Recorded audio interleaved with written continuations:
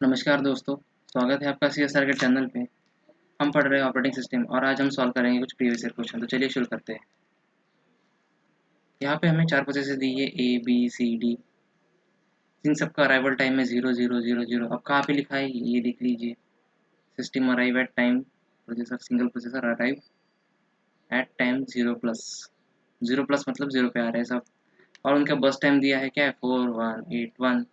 Time units दिया है completion time of A under the round robin scheduling.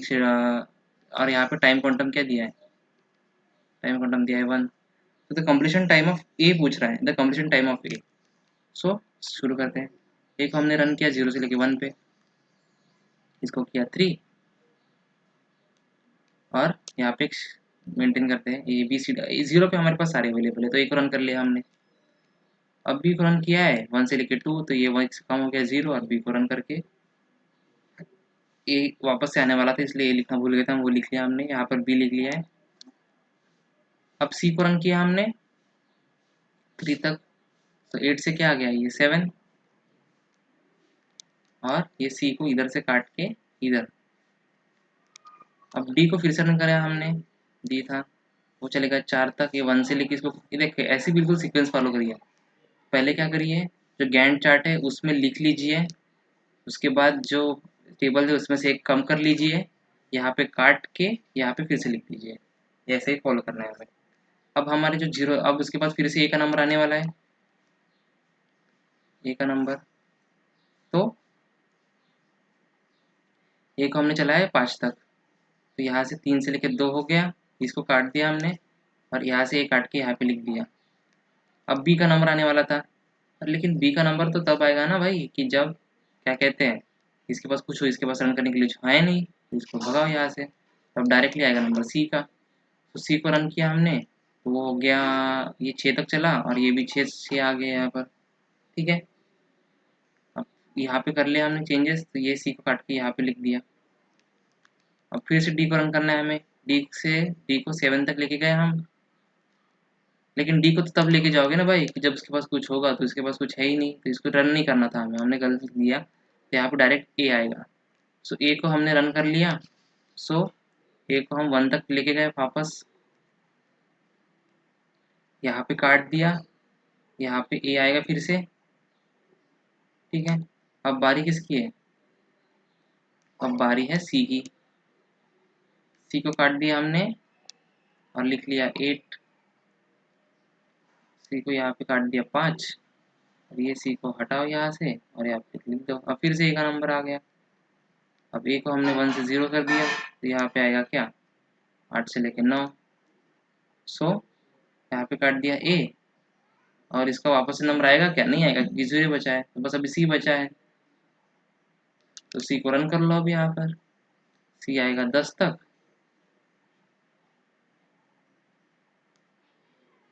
तो यहाँ पे 4 बचा।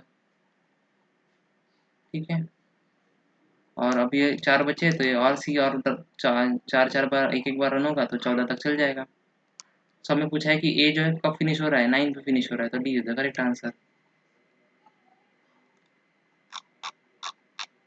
फ्रेंड्स, आप अभी भी अगर आपको लगता है कि कुछ डाउट रह गया है इसमें, तो आप अभी भी ध्यान से देखकर कमेंट कर सकते हैं कि हमें कुछ डाउट रह गया है। मैं इसका फिर से कुछ और तरीके से सॉल्यूशन भी आपको सजेस्ट कर पाऊंगा। अगर आपको एक ट्रिक से इसको सॉल्व करना है तो आप इसे कैसे सॉल्व करेंगे। फॉर एग्जांपल अगर ए बी सी डी दिया हुआ है, आपको क्या करना है 4 3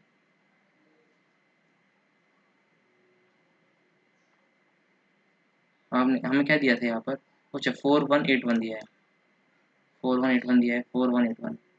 अब आपको इसको एक को जब तक खत्म नहीं होता है तब तक करना पड़ता। फॉर एग्जांपल मैंने क्या कर लिया इसे, इसमें से ये हम तभी ट्रिक अप्लाई कर सकते हैं जब सारे के सारे अवेलेबल हो, वरना नहीं कर पाएंगे। सो इसे मैंने क्या कर लिया 3070।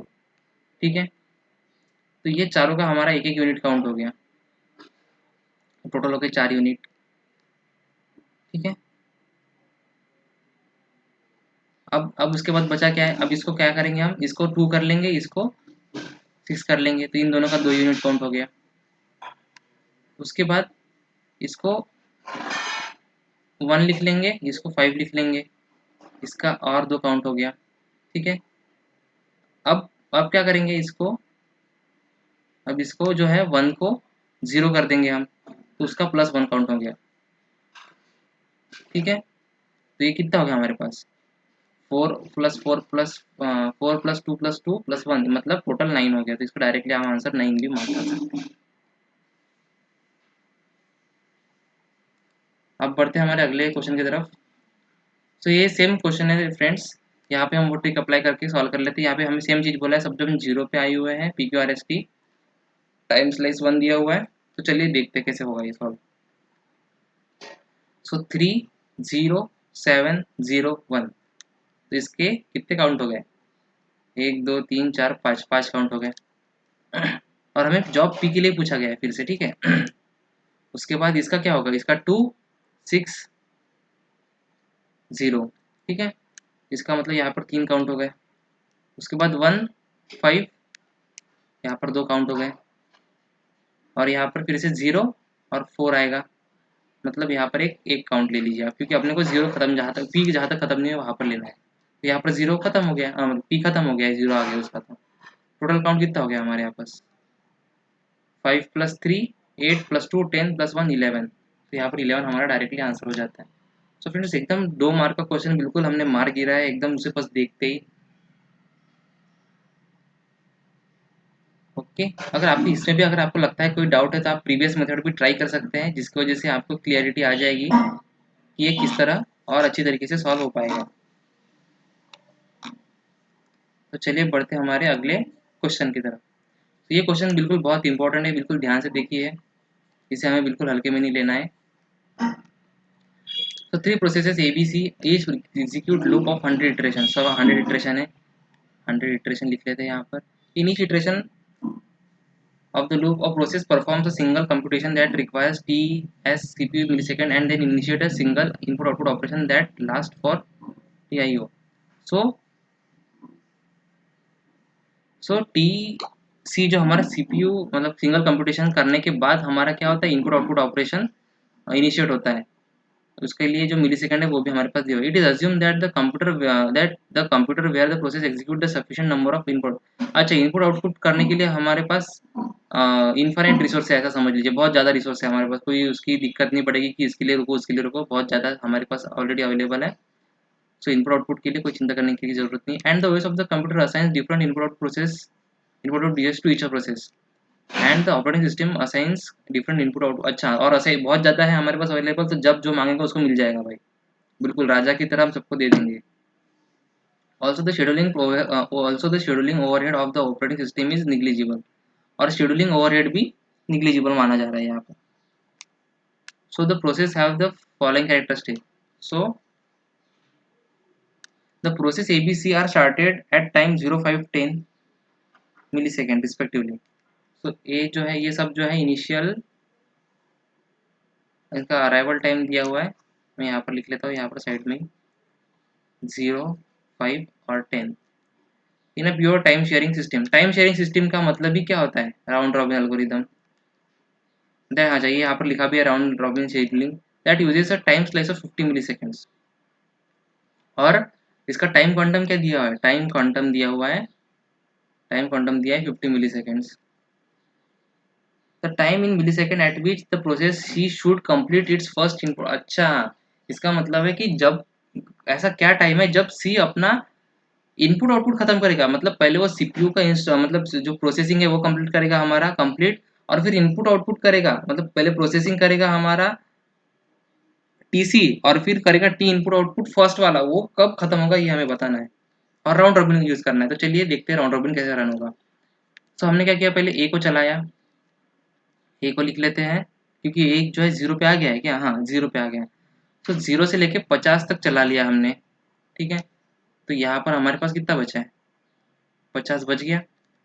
और तब तक कौन कौन आ गया हमारे पास, बी और सी दोनों हाजिर है यहाँ पर। तो ए कैंसिल कर दिया, ये वापस आएगा यहाँ पर। अब बी को रन करना पड़ेगा हमें। बी को कहाँ तक रन करेंगे हम, बी को रन करेंगे बिल्कुल 100 तक, हाँ सॉरी 100 तक, मतलब इसका 500 तक, और यहाँ पर 300 बचेंगे। अब बी को काट के यहाँ पर फिर से बी लिख दिया। अब सी को रन करेंगे हम, ये 150 तक चलेगा, तो 150 तक लिख लिया, यहाँ पर भी 50 आ गया, और यहाँ पर सी फिर से आएगा, है ना। अब फिर से ये चलाया हमने, ए को चलाया हमने, तो ये चले जाएगा कहाँ तक, 200 लिख लेंगे, और ये जो है कम्प्लीटली जीरो हो जाएगा। और एक फिर से आने के चांसेस है क्या, नहीं भाई, एक फिर से नहीं आ सकता है। अब बी को चलाना पड़ेगा हमें, बी चलेगा कहाँ तक, टू, या मतलब यहाँ पे 250 आएगा, और ये भी 250 हो जाएगा, ठीक है। और बी वापस आने की बिल्कुल काबिलियत रखता है। उसके बाद सी को रन करेंगे हम, सी को हम कहाँ तक रन करेंगे, मतलब ये तो इसके इसमें से तो 50 कम करना पड़ेगा पहले, मतलब ये बचेंगे 100, ठीक है। और ये चलेगा कहाँ तक, 300 तक, और सी के वापस आने की आशंका बिल्कुल है। अब फिर से बी आ गया, बी को रन करो, बी को कहाँ तक रन करेंगे हम, बी को रन करेंगे बिल्कुल 250 में से 50 गए तो 200 बचे, तो यहाँ पर क्या बचेगा, यहाँ पे 350 हो जाएगा वो, और बी के बिल्कुल आने की चांसेस है आगे। अब सी को रन करेंगे हम, तो सी आएगा अभी हमारा, सी को पहले 50 से कम कर लो तो 50 बचेगा, और 50 आगे चलाओगे आप तो 400 चले जाएगा ये, और सी के फिर से आने की आशंका है। अब बी को फिर से रन करो, बी जाएगा, बी इधर काट के हो जाएगा 150, और यहाँ पर 450 हो जाएगा, और उसके आने की आशंका बिल्कुल है आगे। अब सी को रन करो फिर से, और सी को रन किया हमने, तो ये चले जाएगा 500 तक, और यहाँ पे सी को कम तो करना भूल गए थे हम, ये 0 हो जाएगा, ठीक है। सब सी तो है जो आएगा नहीं आगे, तो अब बचा क्या, बी बचा हमारे पास, तो बी को हम अभी और 150 रन करेंगे तो ये कहाँ तक जाएगा, ये जाएगा हमारा 750 तक, क्योंकि इसके बाद सी तो आ गया, उसके बाद सी तो आ नहीं सकता, तो 750 तक ये चलेगा। तो बोलता है हमारा सी जो है वो कब करेगा हमारा इनपुट आउटपुट पहला खत्म।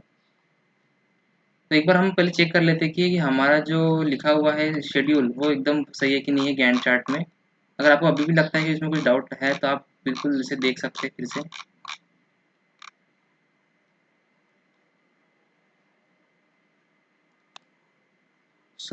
मुझे तो ये बिल्कुल ठीक लग रहा है, तो आगे देखते हैं कि कैसे होगा। अब देख लीजिए ये ए जो है ना, वो ए कब खत्म कर रहा है हमारा, ए जो है वो यहाँ पर खत्म हो जा रहा है, यहाँ पर खत्म हो जा रहा है। इसके बाद वो 500 तक क्या करेगा, इनपुट आउटपुट करेगा 500 यूनिट्स। यहाँ पर मिली सेकंड दिया हुआ है क्या, ओके, तो नहीं दिया, तो इसे यूनिट 500 यूनिट तक क्या कहते हैं ये चलेगा अपना आगे। तो 100 प्लस 500 मतलब कहाँ तक चलेगा, 600 तक, अपना यहाँ तक कुछ 600 तक अपना ये फर्स्ट इनपुट आउटपुट खत्म कर लेगा। उसके बाद सी जो है वो कहाँ से चालू कर रहा है, ये सी जो है ये देखो यहाँ पे खत्म हो रहा है। ये मैंने ए के लिए बनाया भाई, ये बी के लिए बनाऊंगा नहीं, क्योंकि ये सी के लिए बना देता हूँ, ये बी के लिए बना देता हूँ। तो सी जो है वो कहाँ पे खत्म कर रहा है हमारा, ये 500 पे खत्म कर रहा है, देख लीजिए यहाँ पर 500, और इसका इनपुट आउटपुट भी 500 का है, तो ये कुछ यहाँ तक मतलब 1000 तक चलेगा इसका इनपुट आउटपुट। वैसे ही बी जो है हमारा 750 पे खत्म कर रहा है, तो ये इनपुट आउटपुट कब खत्म करेगा, 700 प्लस 750 प्लस 500, ठीक है। तो ये हो जाएगा 1250, मतलब 1250 पे ये खत्म हो जाएगा, 500 यूज करने के बाद 1250। हमें पूछा है सी का कब खत्म होगा, तो 1000 पे, तो ये हो गया हमारा करेक्ट आंसर, ठीक है। ओके, हम और एक क्वेश्चन देख लेते हैं इसके बाद, ये देख लीजिए। कह रहा है हमें कि consider the three process P1 P2 P3 shown in the table 013574, completion order of the three processes under the FCFS, first come first serve and R round robin पूछ रहा है। अब फर्स्ट कम फर्स्ट सर्व में क्या होगा, P1 जो है आएगा पूरा का पूरा, और पहला जो है पूरा रन कर लेगा 5 यूनिट तक, फिर P2 आएगा, वो करेगा 5 7 7 प्लस 12 और फिर P3 आएगा और वो कहाँ तक रन होगा, 12 और 4 16 तक रन होगा। तो ये P1 P2 P3 है यहाँ पर। अब FCFS तो हम डायरेक्ट भी देख सकते हैं, लेकिन मैंने थोड़ा एक्सप्लेन कर दिया है उसे।